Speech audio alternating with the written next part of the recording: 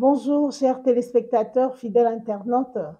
Nous sommes encore ravis de vous avoir sur notre plateau aujourd'hui pour ce deuxième numéro du Ministère caché. Nous recevons pour vous encore une fois de plus le prophète Patrick Siamala, le fondateur et le responsable de la communauté Tabernacle le Vainqueur. Bonjour prophète. Bonjour Maman Tété. Vous allez bien prophète? Très bien par la grâce du Seigneur. Aujourd'hui, nous allons parler avec le prophète Patrick sur la prophétie. Nous voyons dans plusieurs églises, il y a des prophètes, il y a des prophéties et tout. Alors, on voudrait aujourd'hui entrer en profondeur et en savoir plus sur la prophétie. Raison pour laquelle nous vous recevons aujourd'hui. Prophète Patrick, sans plus tarder, qu'est-ce qu'est la prophétie? La prophétie, Maman Tété, est une question très importante, mais qui demande beaucoup de définitions.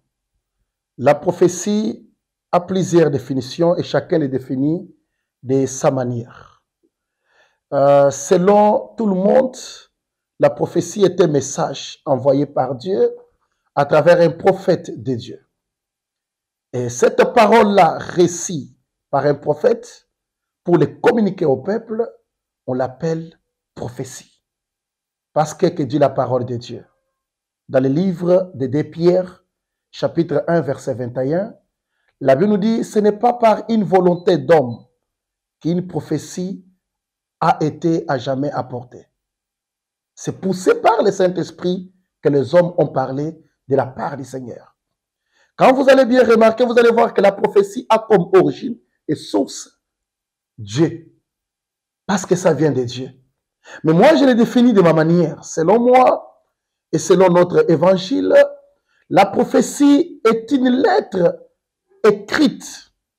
Une lettre d'amour écrite par un époux envoyée à son épouse, mais à travers un envoyé ou bien un messager. C'est-à-dire, un époux se réveille le matin, il écrit sa lettre d'amour et il envoie son épouse. Mais le canal par lequel il envoie par un homme pour que cette lettre soit lue par l'épouse, mais à travers un homme. Et cet homme, c'est le prophète. C'est ça, mais non, cet homme, c'est le prophète. Oui. C'est ça même la prophétie. C'est-à-dire que aujourd'hui, notre épouse, c'est le Seigneur Jésus-Christ, et l'épouse, c'est nous l'Église, et Dieu prend sa lettre d'amour, qui est sa parole, il l'envoie chez les ministres de Dieu, chez les prophètes, afin qu'ils les transmettent à son épouse, qui est l'Église. C'est ça la définition de la prophétie, Maman Tété. Vraiment, prophète Patrick, comme le message de l'amour de l'époux envers son épouse doit être transmis par quelqu'un, donc vous venez de dire que c'est un prophète. Dites-moi, un prophète, on devient prophète comment? On devient prophète par des formations, on doit te former, on est prophète. Est-ce qu'on est prophète? On devient prophète par une formation quelconque? Je ne sais pas comment on devient prophète. C'est une question qui pose beaucoup de problèmes aujourd'hui, surtout dans le monde entier. Vous voyez, il y a des écoles prophétiques, des écoles de prophètes. Il y a même des écoles où on forme les prophètes. Oui, ça n'a pas commencé aujourd'hui. Il y avait les écoles des fils des prophètes. Mais moi, j'ai toujours voulu que ça soit un encadrement et non on forme les prophètes. Non, on les encadre. Parce que la prophétie, d'abord, je vais vous dire une chose, Maman Tété, il y a une différence entre un prophète du ministère et un prophète des dons. La prophétie comme parole de Dieu qui vient du Seigneur, on ne devient pas prophète, mais on est né prophète. On peut devenir par les dons, mais par le ministère, on est né. Et Dieu, la parole de Dieu dans le livre de Jérémie, chapitre 1. C'est Dieu qui parlait à Jérémie. Il dit, avant que je t'eusse formé dans le ventre de ta mère, je t'avais déjà consacré prophète. C'est-à-dire, là, nous voyons que dès l'éternité, Jérémie était déjà prophète des nations. C'est-à-dire, on est né prophète. Aspirer au don de la prophétie. Là, il y a une grande différence. C'est pourquoi vous voyez un prophète du ministère. C'est un enseignant de la parole de Dieu, dont sa particularité, c'est situer les événements dans les temps et dans l'espace. Et c'est-à-dire, il nous donne l'éclaircissement sur la promesse écrite dans la Bible.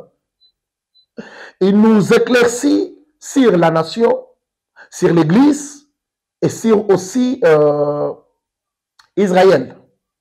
Les prophètes nous donnent l'éclaircissement sur les Écritures. Ils nous réveillent, ils nous situent où?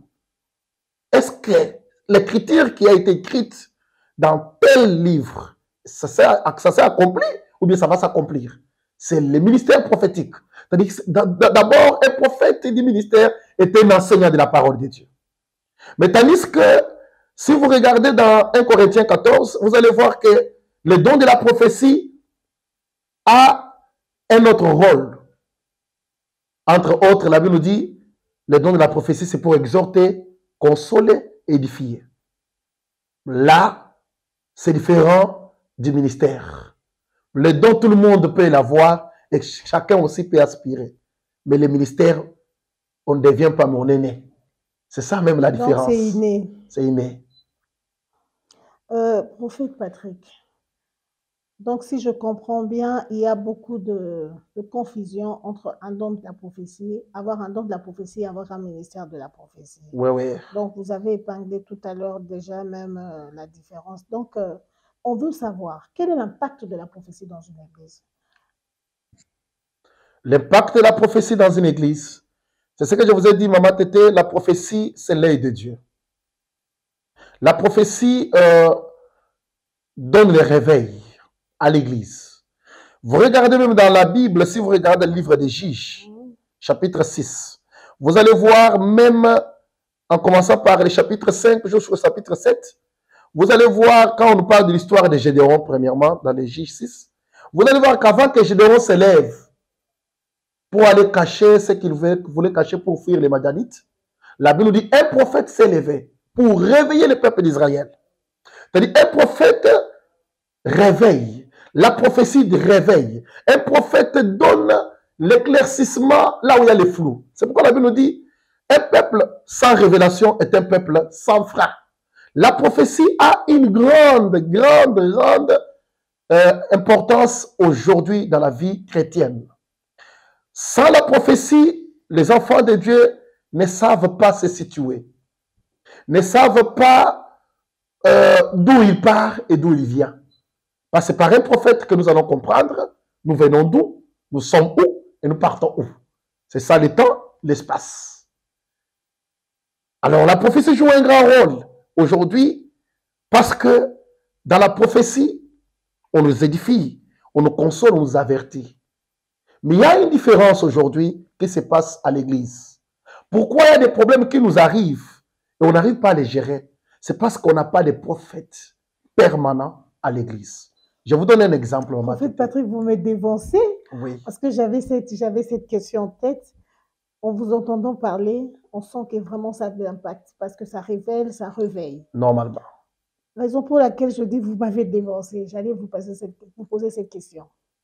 Pourquoi ça crée des troubles? Ça crée des dislocations dans des foyers, dans des églises. Nous remarquons même les pasteurs.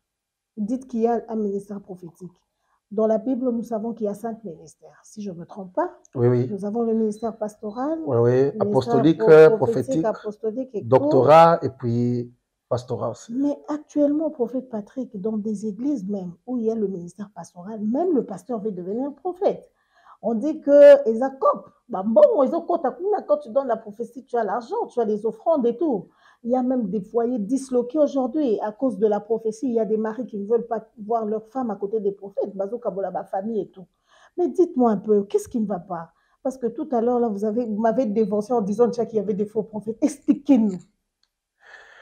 Vous savez, aujourd'hui, quand vous me parlez qu'il y a des gens qui veulent être des prophètes, ce métier prophétique, ce ministère est envié de beaucoup de gens. Ouais. Mais cette envie vient du diable. Là, je me confirme. Parce que plusieurs personnes ont abandonné leur mission et tous veulent être des prophètes. Vous allez voir même un pasteur qui s'est tenu devant, il veut enseigner les gens sur la prophétie. Lui-même n'a jamais été prophète. C'est un ministère très spirituel, envié. Ouais. Et le diable a compris cela, Maman Tété. Il a envoyé ses acolytes en leur donnant le nom des prophètes. Ils ont créé des dégâts. Ils ont fait de mauvaises choses. Pour faire quoi? Pour enlever la foi des hommes, la foi des gens à Dieu. Que dit la parole de Dieu au sujet des prophètes? La Bible nous dit dans le livre des Chroniques, chapitre 20, verset 20. La Bible nous dit, confiez-vous à l'Éternel, vous serez affermis, et confiez-vous aux prophètes et vous réussirez. Ouais. Osée aussi nous dit, je crois, Osée chapitre 12. La Bible nous dit, c'est par un prophète que Dieu a fait sortir le peuple d'Israël de l'Égypte. C'est par un prophète aussi que Dieu a gardé Israël. Exactement. Vous allez voir que, et aucun malheur d'Amos, chapitre 3, aucun malheur ne peut nous arriver. Aucune chose ne peut nous arriver sans que Dieu révèle ses secrets à ses serviteurs, les prophètes. Dieu ne peut rien faire sans révéler ses secrets à ses serviteurs, les prophètes. Vous allez voir que l'envie là que les hommes ont pour devenir prophètes, c'est l'envie qui vient du diable. Or, en dehors de la prophétie, en dehors du ministère prophétique, il y a d'autres ministères plus beaux et bien même plus que même la prophétie, comme le ministère évangélique, apostolique. C'est la question de savoir, est-ce que vous êtes appelé ou bien vous êtes devenu? C'est ça le problème. Je vais vous donner l'exemple. Pourquoi le ministère prophétique est combattu? Il est écrit dans la parole de Dieu, lorsque le prophète Élisée, il y avait les Syriens qui voulaient attaquer Israël. Et le prophète Élisée, comme prophète de l'Éternel, la Bible nous dit, le roi des Syriens, il a fait un conseil. Et dans son conseil, il a commencé à donner les stratégies, comment attaquer Israël. Mais quand il donnait ses conseils, quand il donnait ses ordres dans son conseil, l'esprit du prophète Élisée était là. Voilà un prophète. C'est celui qui, lorsque les gens dorment, lui, il est présent partout dans les conseils, que ce soit spirituel, que ce soit physique, pour écouter tout ce qui se passe. Parce que l'Esprit de Dieu est partout. En quelque sorte, il veille sur les âmes. Il veille sur les âmes. Alors, il est là pour écouter tout ce qui se passe et venir avertir au peuple de Dieu. Écoutez, aujourd'hui, le diable a préparé ceci. Dieu a préparé ceci. Dieu a dit ceci. Et la Bible nous dit, le prophète Élisée était dans ses conseils-là spirituellement. Il a révélé toutes choses, les rises que les rois des Syriens voulaient faire à Israël. Et quand il s'est réveillé le matin, il a trouvé que non. Partout, il avait mis ses stratégies, tout.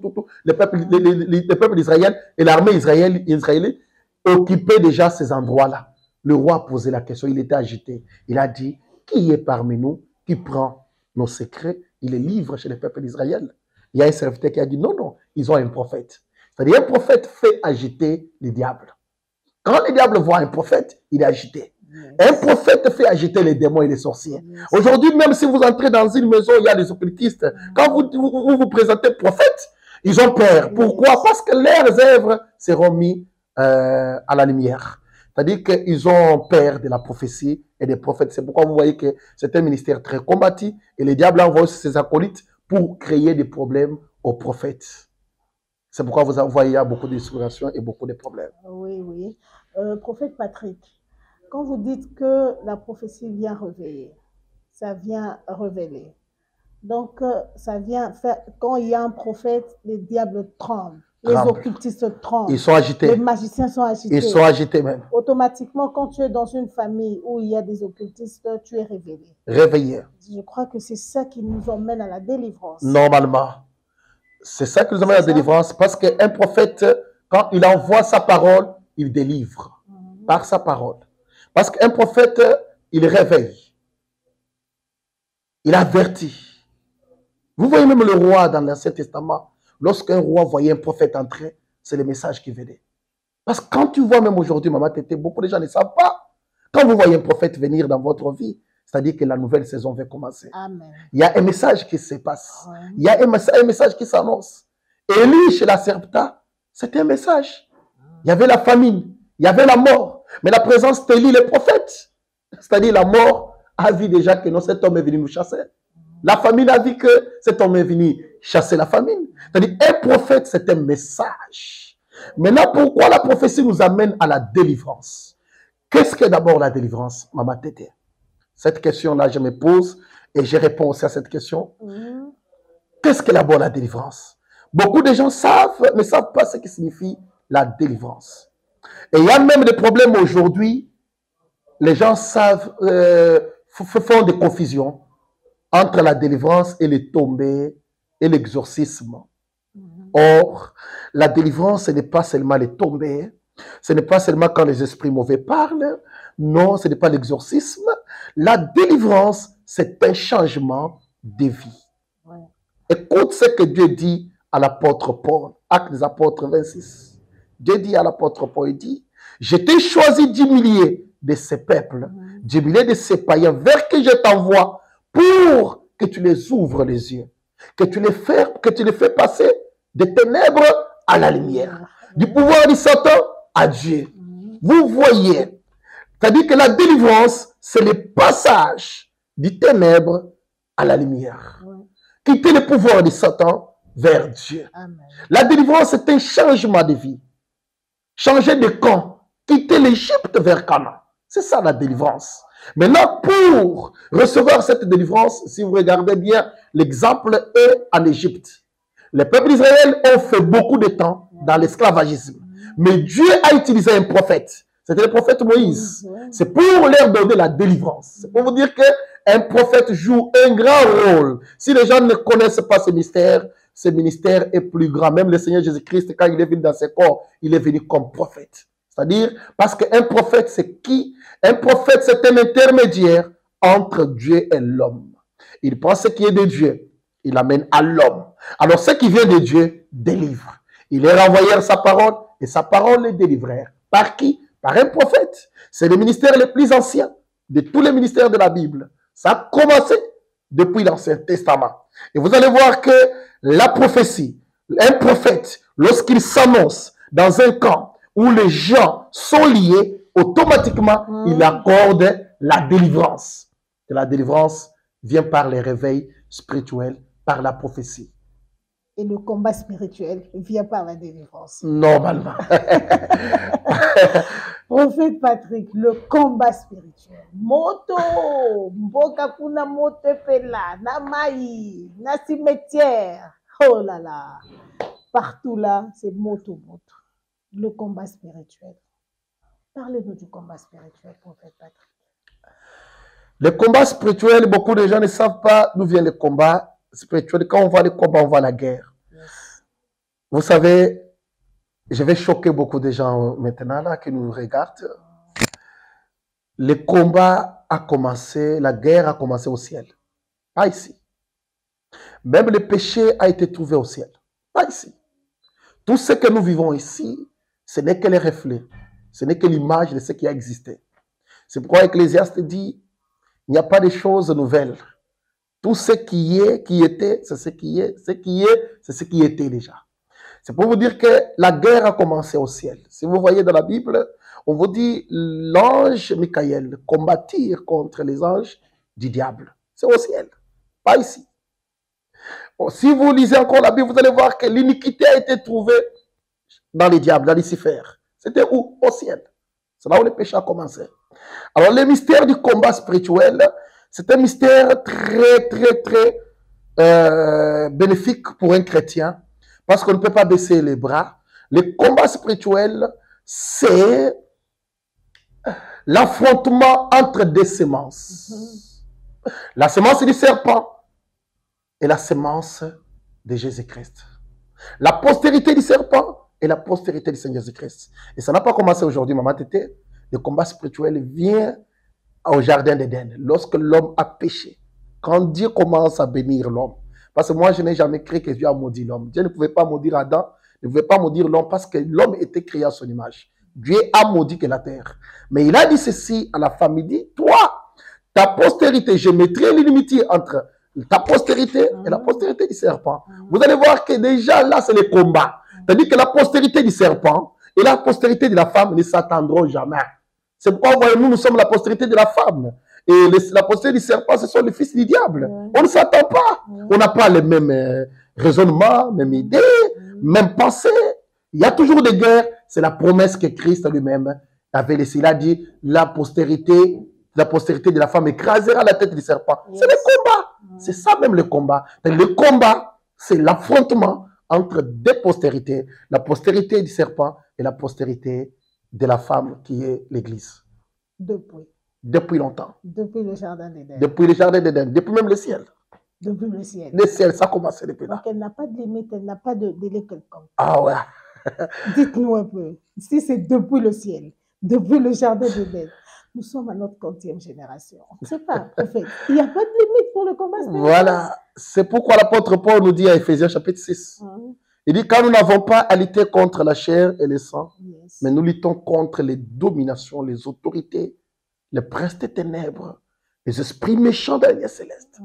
Mais qu'est-ce qu'il dit? Revêtez-vous de toutes les armes, afin de tenir ferme contre le ruse du diable. Une dame qui me disait, pasteur, le combat prendra fin quand? Non, ça ne prendra pas fin. On peut prendre le dessus sur le combat, la victoire sur le combat, mais pas que ça va finir. Que dit la parole de Dieu? Par rapport même aux esprits mauvais et méchants. Il dit, quand un esprit mauvais sort dans une personne, ça ne meurt pas. Contrairement à tout ce que nous faisons, tuer les serpents, tuer le diable. Non, le diable ne meurt pas. Ton esprit là sort, il va quelque part. Il va commencer maintenant à observer. Est-ce que le corps dans lequel je suis sorti est toujours propre ou bien il y a du saleté? S'il voit que non, tu es retourné dans la boue, tu es retourné dans les péchés, la Bible nous dit, l'esprit là qui était sorti, comme il a toujours l'envie de revenir en toi, il va faire quoi? Il va chercher cet autre esprit plus puissant que lui. Il va revenir. Je vous dis que dans le combat spirituel, dans la délivrance, on déloge les diables. On déloge les esprits mauvais, les maris de nuit. On les chasse. Mais ils ne meurent pas. Ils sont toujours là, mais ils quittent votre corps, votre bande, votre environnement. Et là, tu as la paix. Mais pour garder cette paix, il te demande, il faut avoir une vie de prière stable, constante, pour ne pas tomber encore dans les pièges du diable. Afin que quand ils viennent, qu'ils te voient environné de colonnes de feu, qu'ils te voient environné de flammes de feu. Parce que la Bible nous dit, il rend de ses serviteurs des flammes de feu. C'est Dieu qui nous rend comme ça. Alors, lorsque Dieu vous rend une flamme de feu, automatiquement, même quand les esprits qui étaient dans ton corps, tu étais une synagogue, tu étais un temple pour les démons, mais quand Dieu a délogé cela, quand Dieu t'a délivré, ces esprits sont partis et ton corps maintenant va remplacer Dieu à la place des esprits mauvais.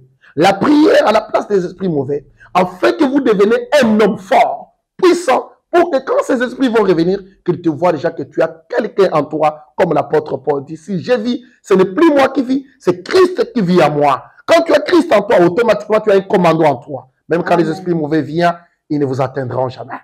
Parce que tu as Christ. C'est-à-dire que le combat est permanent, mais nous prenons le dessus, la victoire. C'est pourquoi je vais vous dire une chose pour terminer, Maman Tété. Non, on ne termine pas, prophète. Pour terminer mes idées, oui, la Bible nous dit, nous ne combattons pas pour vaincre, nous non plus. Nous avons déjà reçu la victoire. Parce que la Bible nous dit, en Apocalypse chapitre 12, il dit, ils l'ont vaincu par le sang de l'agneau et par les témoignages de leurs paroles. L'on là, c'est qui c'est nous l'Église. Nous l'avons vaincu. On a vaincu les diables. Et nous combattons dans la victoire. C'est pourquoi dans la matière du combat spirituel, nous sommes plus que vainqueurs en Jésus-Christ.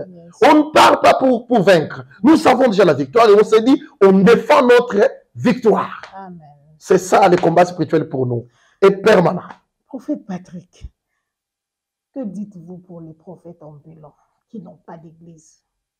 On remarque. Tu marches comme ça, il y a quelqu'un qui t'interpelle en route.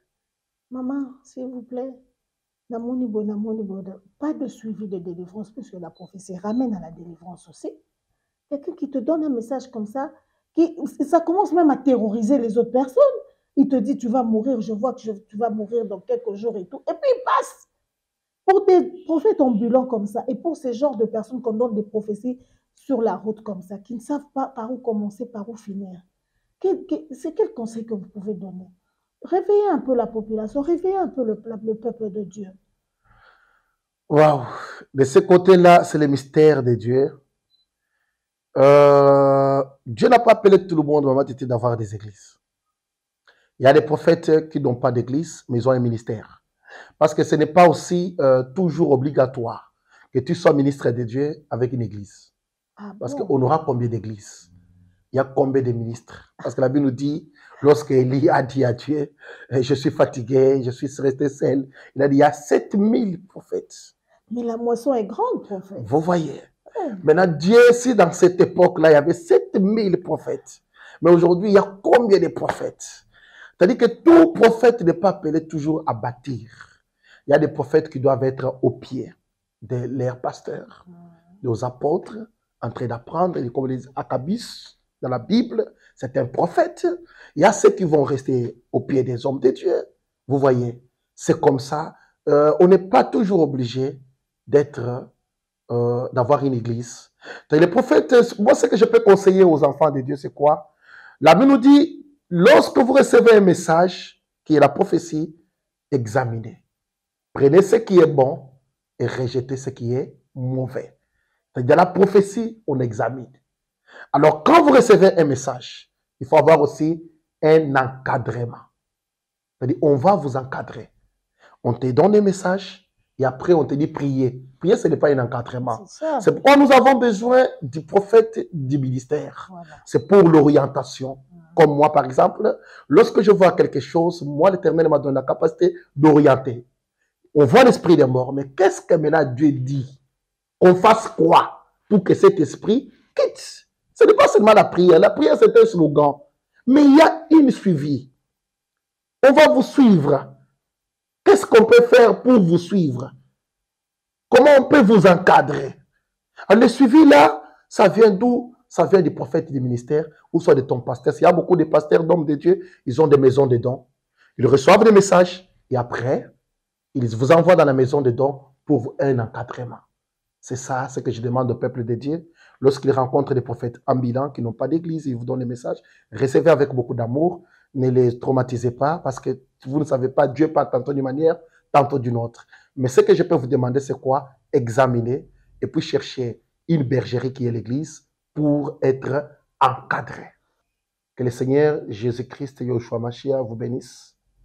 Je vous donne notre adresse de l'église. Nous sommes sur route de Matadi numéro 25, commune d'Engaliem, référence Arrêt Ipeko.